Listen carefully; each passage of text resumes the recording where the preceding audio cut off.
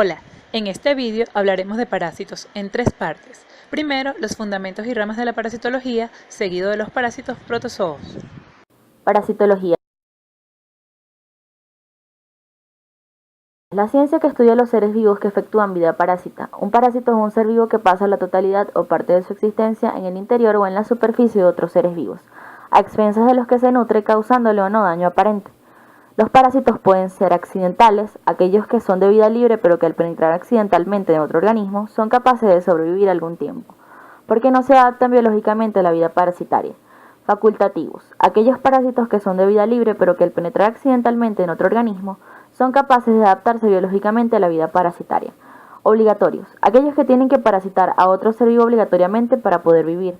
Estos pueden ser permanentes, parásitos durante todo su desarrollo, periódicos, parásitos durante solo una fase de su desarrollo que pueden ser protélicos, parásitos durante su fase joven y de vida libre en su fase adulta, e imaginales de vida libre en su fase joven y parásitos en su fase adulta. Por último, tenemos obligatorios temporales, parásitos durante solo la alimentación. Y tenemos los parásitos erráticos, aquellos que aún teniendo su hábitat normal se encuentran fuera de su localización. Huésped es el vegetal o el animal en cuyo cuerpo se aloja un parásito. Tipos de huésped. Intermediario, aquel en el que el parásito se encuentra en su forma larvaria o fase sexual. Huésped definitivo, aquel en el que el parásito se encuentra en su fase sexual o alcanza la madurez. Huésped normal, aquel huésped habitual de un parásito. Huésped accidental, relacionado con los parásitos accidentales. Solo es huésped de forma accidental. Huésped vicariante, relacionado con los parásitos facultativos. Es aquel huésped accidental en el que el parásito se desarrolla sin inconvenientes biológicos, aun y cuando no es su medio habitual. Hábitat. Lugar donde se alojan los individuos de una determinada especie parásita. Los hábitats pueden ser principal, es el lugar más frecuente o común de la vida del parásito, y secundario, lugar menos frecuente o común de la vida de un parásito. Los vectores son huéspedes que sirven de vehículo de transporte al parásito. Estos pueden ser de acción mecánica cuando se limitan solo a transportarlo y de acción biológica cuando además de transportarlo contribuyen con su evolución. El ciclo evolutivo son las distintas fases por las que transcurre el parásito desde que nace hasta que es adulto. Estos parásitos se pueden clasificar según su ciclo evolutivo. Tenemos monoxenos cuando cumplen su ciclo evolutivo en un solo huésped. Heteroxeno cuando necesitan más de un huésped para completar su ciclo de vida. Diheteroxenos cuando para completar su ciclo evolutivo necesitan de un huésped intermediario y uno definitivo. Poliheteroxenos cuando para completar su ciclo evolutivo necesitan más de un huésped intermediario y uno solo definitivo. Y diheteromonoxenos cuando evolucionan de varias formas. Clasificación de los parásitos según su localización. Tenemos ectoparásitos cuando se encuentran en la superficie del organismo parasitado y endoparásitos cuando se encuentran en el interior del huésped. Estos pueden ser enteroparásitos ubicados en cavidades enterales y hematoparásitos cuando se encuentran en la sangre. Especificidad parasitaria. Se refiere a la adaptación natural de una especie de parásitos a un cierto hospedador o grupo de hospedadores. Según su especificidad, los parásitos pueden ser estenoxenos, aquellos que en alguna de sus fases evolutivas presentan especificidad estricta para un huésped, y eurixenos cuando su especificidad es débil y pueden alojarse en varios tipos de huésped. Tipos de penetración: pasiva cuando el parásito ingresa en el huésped sin realizar un esfuerzo propio, y activa cuando ingresa en el huésped por su propio esfuerzo. Vías de entrada: puede ingresar por la vía bucal, nasal, cutánea, por contacto sexual o por infecciones transplacentarias. Mecanismos de acción del parásito: exfoliatriz o exfoliadora cuando el parásito se apropia de las sustancias nutritivas del hospedador, tales como sangre, tejido, líquido intersticial, sustancias nutritivas del tubo digestivo, entre otros.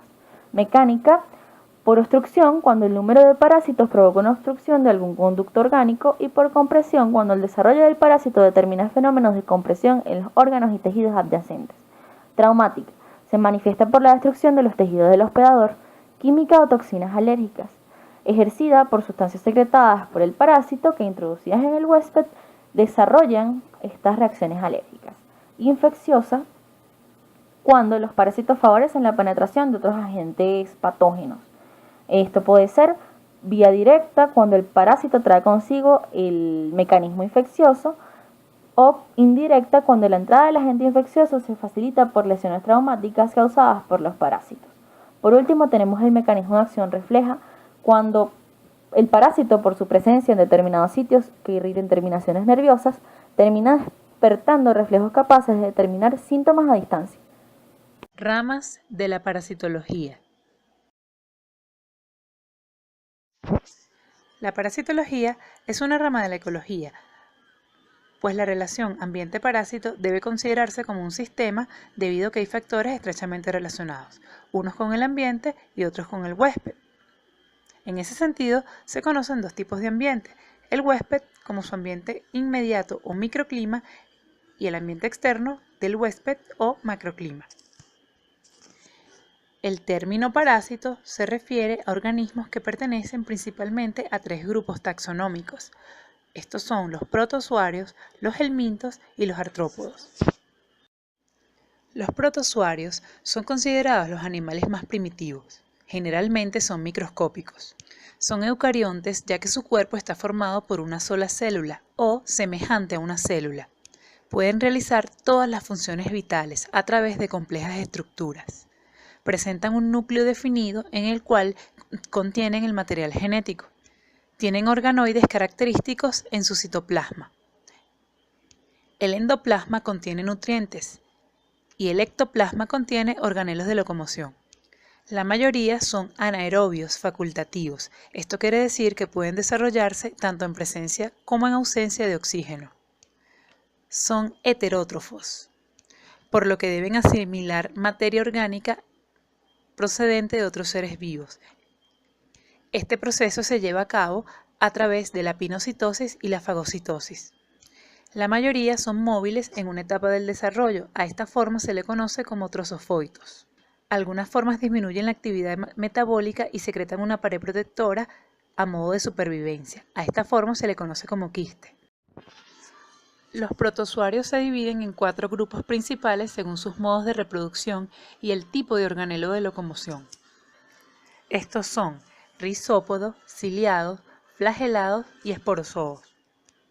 Los rizópodos se movilizan por la formación de pseudópodos. Estas son prolongaciones del citoplasma que ejercen tracción.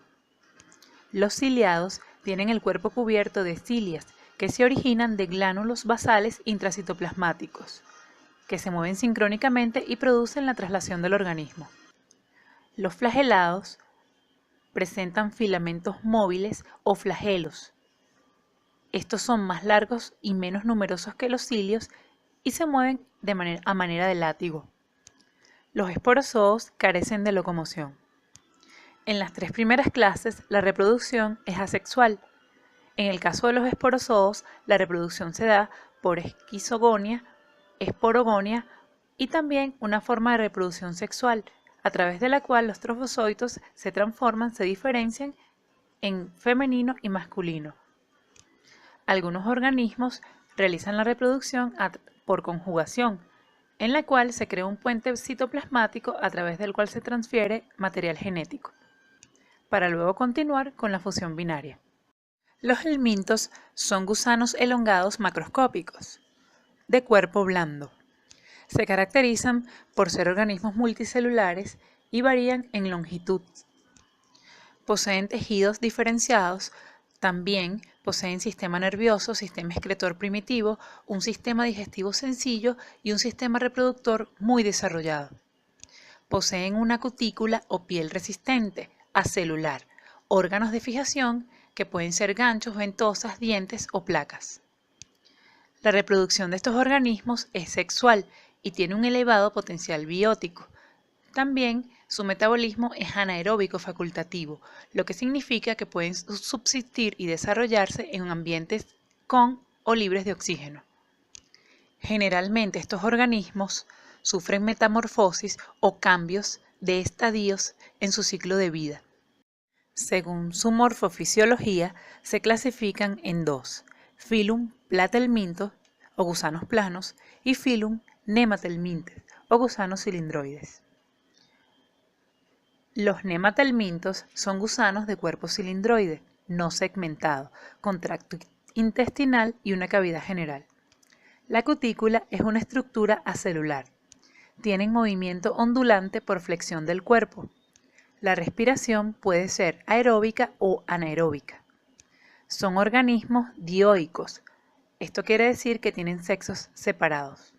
Y en la mayoría, la reproducción es sexual, de fecundación poscopular. Normalmente el desarrollo evolutivo incluye 4 estadios, un huevo, 4 larvas y un adulto. Los platelmintos se caracterizan por poseer un cuerpo aplanado dorsoventralmente. Por lo general son hermafroditas y se dividen en 2 clases principales: la tremátoda y la céstoda. Los artrópodos forman el grupo más numeroso de animales que habitan la Tierra, y un pequeño número es perjudicial al hombre ejerciendo un parasitismo temporal o permanente.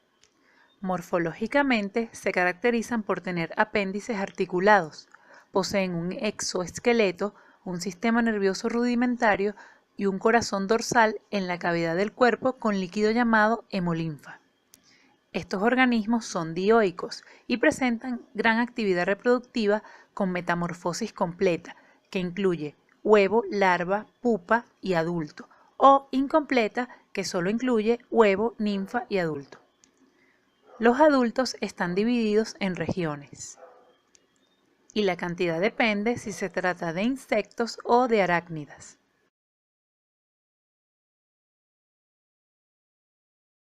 Las tricomonas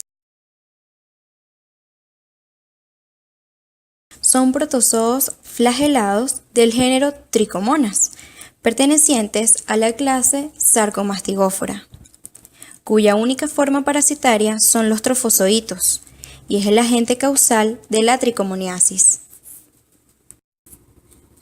Morfología. Las tricomonas miden de 10 a 30 micras. Poseen un núcleo excéntrico. Tiene blefaroplastos, de los que protruyen 5 flagelos. 4 de ellos se hacen libres y el quinto se mantiene adherido al cuerpo celular formando la membrana ondulante. De los blefaroplastos parten otras estructuras, como el axostilo, que es una estructura en forma de cinta que recorre todo el cuerpo del parásito y emerge en la parte posterior. Otra estructura es la costa, que es una faja de estrías transversales que recorre el citoplasma y es paralela al flagelo interno. Y está también el cuerpo parabasal, que está rodeado por el aparato de Golgi. Las tricomonas poseen en su citoplasma gránulos intracitoplasmáticos, dispuestos a lo largo de la costa y el axostilo, los cuales contienen enzimas relacionadas con la producción del peróxido de hidrógeno. Ciclo de vida. Existen 3 especies de tricomonas. Sin embargo, el ciclo vital va a ser el mismo. Todo va a depender del órgano en el que éste se aloje. El ciclo de vida va a consistir en el ingreso del trofozoito, la instalación en la mucosa, la proliferación mediante fisión binaria y la excreción por medio de fluidos corporales. Tricomona tenax. Es un trofozoito ovalo piriforme de 5 a 12 micras aproximadamente. Se localiza en la cavidad oral y es considerado un habitante frecuente de esta. Se comporta como un comensal y está asociado generalmente a la deficiencia en la higiene bucal. El diagnóstico se hace mediante la evidenciación de trofozoitos de Tricomona tenax mediante el raspado de mucosa oral. Tricomonas hominis. Es un organismo piriforme que mide de 5 a 15 micras. Muchos autores lo consideran un comensal del tubo digestivo. Sin embargo, se ha comprobado que puede causar problemas de tipo enteral cuando las cargas parasitarias son muy elevadas. La vía de infección es oral-fecal. Las manifestaciones clínicas pueden cursar desde cuadros diarreicos hasta la irritación de la mucosa intestinal. El diagnóstico se hace mediante examen directo de heces, donde son evidenciados los trofozoitos de tricomonas. El tratamiento consiste en metronidazol vía oral. Tricomona vaginalis. Es un organismo piriforme que mide de 10 a 30 micras aproximadamente. Es responsable de una importante enfermedad de transmisión sexual, como lo es la tricomoniasis. Esta enfermedad afecta tanto a hombres como a mujeres. Sin embargo, la sintomatología es más evidente en el sexo femenino. La vía de infección es mediante las relaciones sexuales. Las manifestaciones clínicas son secreciones vaginales o uretrales, generalmente de color amarillento y de olor fétido, prurito en la zona afectada y, en el caso de la mujer, cuello uterino punteado o cuello uterino en fresa. El diagnóstico se realiza mediante frotis citológico uretral o vaginal mediante la tinción de tricrómico o Papá Nicolau. El tratamiento es indispensable que se haga en pareja. El hombre se le recomienda la toma de metronidazol, mientras que en la mujer la administración de este mismo antibiótico en óvulos y crema, así como también seguir un tratamiento por vía oral. Toxoplasma gondii. El Toxoplasma gondii es un parásito intracelular obligatorio. Pertenece al grupo de los apicomplesa. Presenta varias formas evolutivas en su ciclo de vida y es el agente etiológico de la toxoplasmosis. Morfología. El Toxoplasma gondii tiene 3 formas de vida: quiste o quistes y taquizoitos. El quiste es la forma de resistencia interior. Encierran alrededor de 3.000 bradizoitos. Morfológicamente son similares a los taquizoitos, pero es la forma de replicación lenta del parásito.